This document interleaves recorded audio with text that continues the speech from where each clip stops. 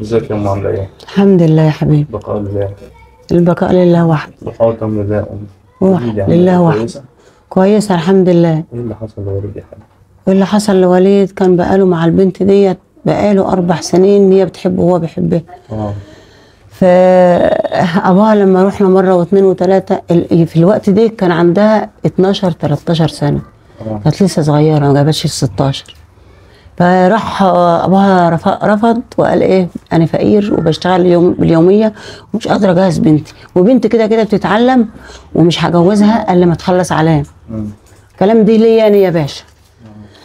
فرحت إيه جايبة بعده وجاية أنا والحاجة اللي اتنقلت دهي اللي هي متجوزة دي. فخدتها تاني مرة ورحنا برضو مرتين. لما جت البت هنا عشان نقول لهم بنتكم جت عندنا وانا اللي مشيتها ومعايا خالتها هيت ومشيناها وقلنا لها ما تجيش هنا تاني. اهي قاعده جوه ترد عليك. فراحوا ماسكين البت عايزين يضربوها وكده. البت امها ابوها جدها قايم عايز يضربها، راحت امها واخداها في حضنها كده وقالت لها ما تخافيش. فلما انت بتقولي لها كده ما انت بتاخدها على كده. انت المفروض تربي بنتك عشان بتبات عند ناس غريبه. طب انت سمعت ايه يا حاجه عن وليد؟ ايه اللي حصل؟ ايه؟ فخلص كده المروح والمجي اللي احنا بنروحهم وبيرفضونا، خلاص الموضوع خلص على كده وبقى قدمت لوليد كم مره عشان تخطبي؟ نعم 3 مرات. رحت تخطبي لوليد 3 مرات؟ 3 مرات. ايه البت دي 3 مرات رحنا لابوها. مره انا وبنتي ام عمرو، ومره انا وخاله الحاجه ديت، وما جت البت هنا تاني خدناها ورحنا نوديها انا وبرده الحاجه دي.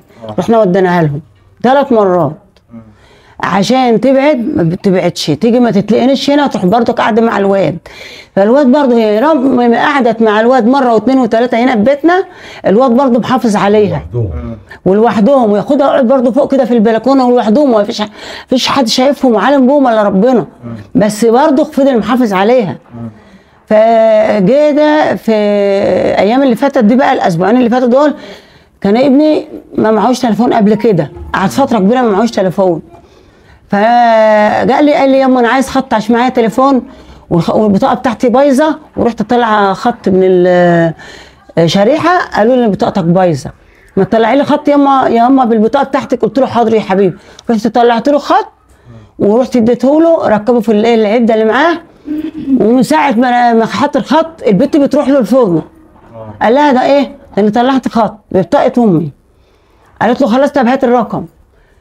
ده الكلام ده في الفرن في محل شغله. راح مدي لها الرقم.